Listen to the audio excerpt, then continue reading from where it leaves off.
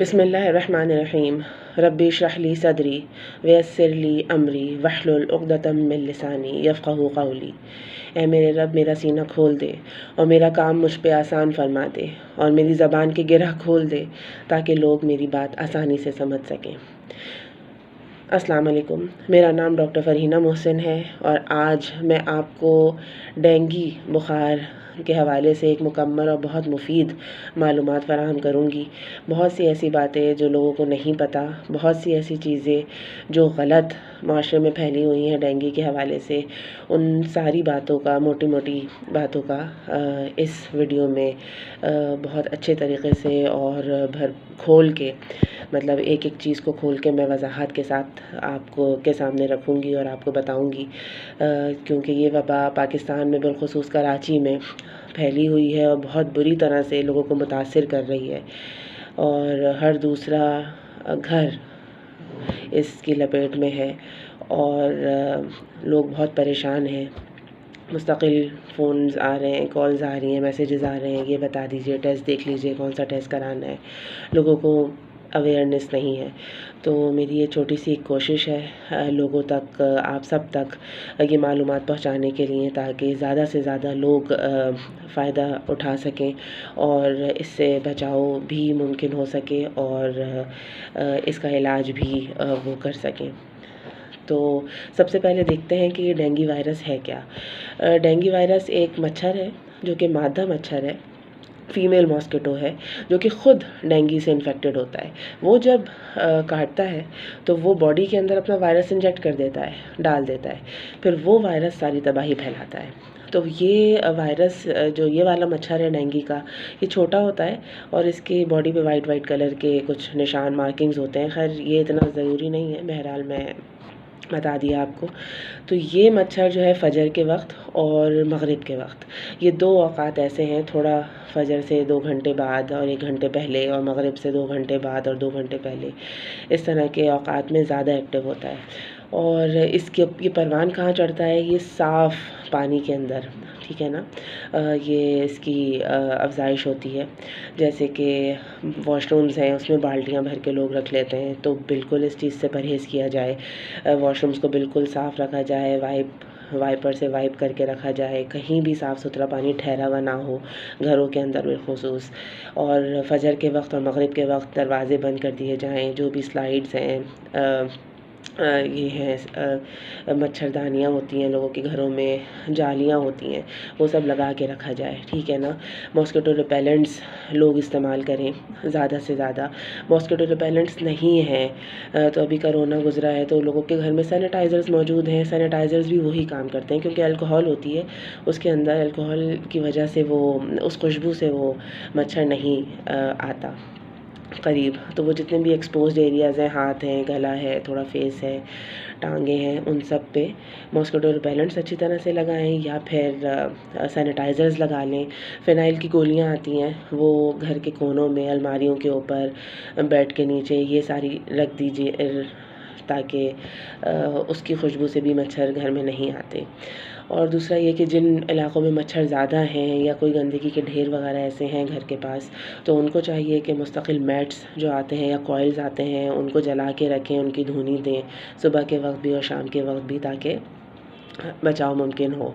ये 2-3 चीज़ें हैं बचाव की। इसके अलावा ये है कि ये मच्छर जैसे आज इस मच्छर ने आपको काटा तो दूसरे से तीसरे दिन से बुखार आपको शुरू हो जाएगा और बुखार इंतहाई तेज़ बुखार चढ़ता है इसका, 102, 103, 104 तक जाता है बुखार। इसके अलावा जिस्म में बेतहाशा दर्द है, joint pain, body pain, sir में बहुत दर्द है, आँखों में बहुत शदीद दर्द होता है। बैक ऑफ द आइज़ जो है, रेट्रोऑर्बिटल पेन जिसे हम कहते हैं, आँख के पिछले हिस्से में बहुत शदीद दर्द महसूस होता है। इसके अलावा गिरी तबीयत है, निढाली है, फ्लू लाइक सिम्टम्स होते हैं, ठीक है, नींद और भूख नहीं आ रही। तो ये सारी चीज़ें हैं, इसकी अलामात हैं। अच्छा, अब शदीद अलामात इसकी क्या हैं वो भी हम डिस्कस करते हैं, लेकिन हम ये देखते हैं एक इसका एक्यूट फ़ेज़ है जिसको हम कहते हैं कि बुखार वाला फ़ेज़। तो बुखार जो है वो 48 से 72 आवर्स में सबसाइड हो जाता है, ख़त्म हो जाता है। जैसे आम मलेरिया का बुखार होता है वो भी 48 से 72 घंटों में ख़त्म हो जाता है। उसके बाद प्लेटलेट फ़ेज़ शुरू होता है। वो ये होता है कि प्लेटलेट्स उसमें गिरना शुरू होते हैं। अब प्लेटलेट्स क्यों गिरना शुरू होते हैं, सबसे पहले हम ये देख लें। ये जो वायरस, डेंगू वायरस बॉडी में जाता है तो ये जो आर्टरीज़ हैं, कैपिलरीज़ हैं हमारी बॉडी के अंदर, जो खून की शरियानें हैं, जो बॉडी पार्ट्स को खून मुहैया करती हैं, फ़राहम करती हैं, तो उनके अंदर ये छोटे-छोटे सुराख कर देता है।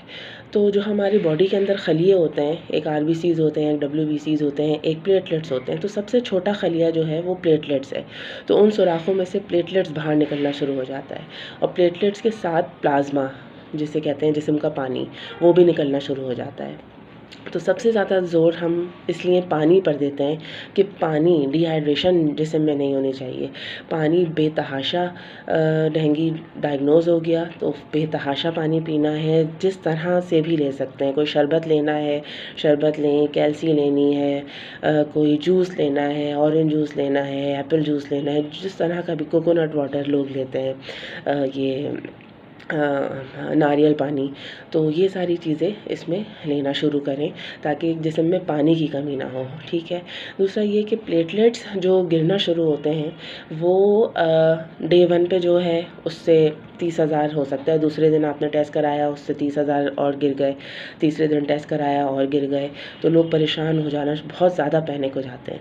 इसमें पैनिक होने की बिल्कुल ज़रूरत नहीं है, क्योंकि डेंगू एक सेल्फ लिमिटिंग डिज़ीज़ है। सेल्फ लिमिटिंग डिज़ीज़ का मतलब है कि इसका एक इंक्यूबेशन पीरियड है वायरस का। ये वायरस अपना इंक्यूबेशन पीरियड ख़त्म करेगा और वो ख़ुद ही जिस्म में दम तोड़ देगा और जिस्म के जो मामलात हैं वो नॉर्मल की तरफ आना शुरू हो जाएंगे। तो उसमें परेशान बिल्कुल इसलिए ना हो, जब तक आपके प्लेटलेट्स 30 या उससे कम नहीं होते तब तक परेशानी की ज़रूरत नहीं है। या बहुत शदीद पेट में दर्द या पेट बहुत सख्त हो रहा है ये ना शुरू हो जाए, या मुस्तकिल वॉमिटिंग आपको शुरू हो गई है ऐसा ना हो, या साइंस ऑफ डिहाइड्रेशन आना ना शुरू हो जाए कि पेशाब बंद हो गया या बहुत गहरा हो गया है ये, या जिस्म के अल्लाह ना करे किसी हिस्से से खून आना शुरू हो जाए, मुंह से, पॉटी की जगह से, नाक से, किसी भी हिस्से से, या बेतहाशा निढाली हो कि इंसान उठ ही नहीं पा रहा है, या आपने ब्लड टेस्ट कराया तो उसमें HCT, एक हेमाटोक्रिट उसके अंदर होता है, शुरू में हीमोग्लोबिन के नीचे आपको मिलेगा, वो बहुत ज़्यादा बढ़ा हुआ है और प्लेटलेट्स बहुत ज़्यादा नीचे हैं। तो ये 2-4 चीज़ें हैं जिसके लिए ये परेशान का मतलब ये अलार्मिंग साइंस हैं कि इसमें आपको हॉस्पिटल रश करना है, वरना आपको बिल्कुल परेशान होने की ज़रूरत नहीं है। घर में रह के ये सारी चीज़ें, आप पानी का बेतहाशा इस्तेमाल करें, सब कुछ कर सकते हैं इसके अंदर, सारी मशरूबात चाय और कॉफ़ी के अलावा सब कुछ ले सकते हैं। ये लीजिए आप अपना खुराक बढ़ाएं, प्रोटीन डाइट लें, फ़िश लें, चिकन लें, अंडा लें, इस तरह की चीज़ें, डेयरी प्रोडक्ट्स लें, दही, दूध, ये सारी चीज़ों का इस्तेमाल करें तो इम्यूनिटी बढ़ेगी और वायरस अपना तेज़ी से बॉडी से निकलना शुरू हो जाएगा। ये सेल्फ लिमिटिंग डिज़ीज़ है, 7 से 8 दिन में ये खुद ही जो है दम तोड़ देता है वायरस और इंसान अपनी वापस पुरानी पोजीशन में इंशाल्लाह अल्लाह के हुक्म से आना शुरू हो जाता है। बुखार में आपको सिर्फ पैनाडोल या पैरासीटामोल लेनी है, इसके अलावा कोई ब्रूफिन या एस्पिरिन या डिस्प्रिन, कोई दूसरी तरह की गोली नहीं लेनी है, ठीक है। सिर्फ पैनाडोल या पैरासीटामोल लेनी है। ठंडे पानी की पट्टियाँ वगैरह रख लें, ये सारी चीज़ें लें। निढाली और कमज़ोरी के लिए आप विटामिन C लें, कैल्सी लें या फॉलिक एसिड लें, या कोई भी अच्छा मल्टीविटामिन्स लेना शुरू कर दें, ये सारी चीज़ें करें। तली हुई चीज़ों से, घी, तेल, मिर्च वाली चीज़ों से परहेज़ करना है इसके अंदर, ठीक है। इसके अलावा बहुत सारी ऐसी चीज़ें हैं जो कि गलत माशरे में फैली हुई हैं कि पपीते के पत्ते या चुकंदर का जूस या एप्पल जूस में लीमू निचोड़ के, ठीक है। बहरहाल लोग उससे फ़ायदा उठा रहे हैं तो ठीक है, अगर लोगों को फ़ायदा हो रहा है तो ठीक है, लेकिन असल जो मेन मुद्दा है ना वो ये है, मेन इशू जो है वो ये है कि जिस्म में पानी की कमी जो है उसको हमें कंट्रोल करना है कि पानी की कमी ना हो, डिहाइड्रेशन ना हो, क्योंकि डिहाइड्रेशन अपने उसके वो हैं कुछ अपनी ख़राबियाँ वो पैदा करती है बॉडी के अंदर और वो ज़्यादा चीज़ें ख़राब करेगी, डेंगू से ज़्यादा वो चीज़ ख़राब कर देगी। तो हमें ये करना है। आपको बुखार हुआ तो आपको जाके लेबॉर्ट्री में NS1 एंटीजन टेस्ट करवाना होता है। इसका है ख़ास टेस्ट है डेंगू का NS1 एंटीजन टेस्ट। आपको वो करवाना है, वो पॉजिटिव आ गया फिर आपने अपना सारा ये काम शुरू कर देना है, ठीक है।